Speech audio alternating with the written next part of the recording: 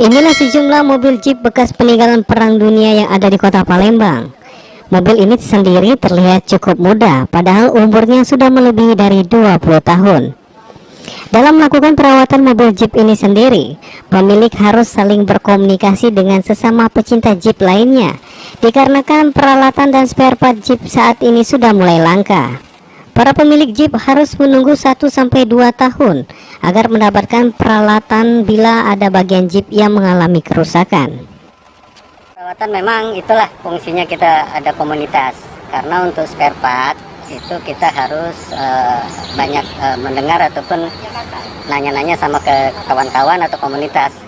Untuk spare part ada yang memang kita mesen dari luar Palembang atau juga dari kawan-kawan yang kebetulan mungkin ada menyimpan spare part yang stok barangnya gitu. Sering ada kesulitan enggak, Pak? Oh iya, kalau kesulitan itu memang disitulah dinamikanya memelihara mobil Jeep.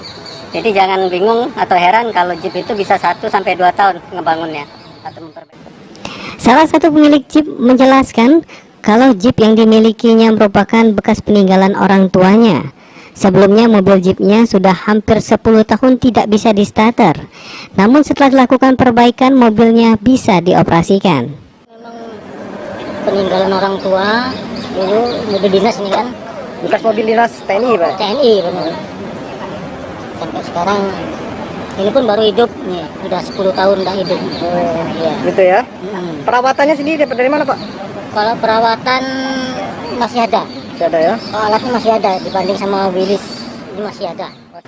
Bagi pemirsa PAL TV yang ingin merasakan naik mobil Jeep ini, bisa langsung datang ke Taman Wisata Alam Putih Kayu dengan membayar cuma Rp80.000 sekali jalan.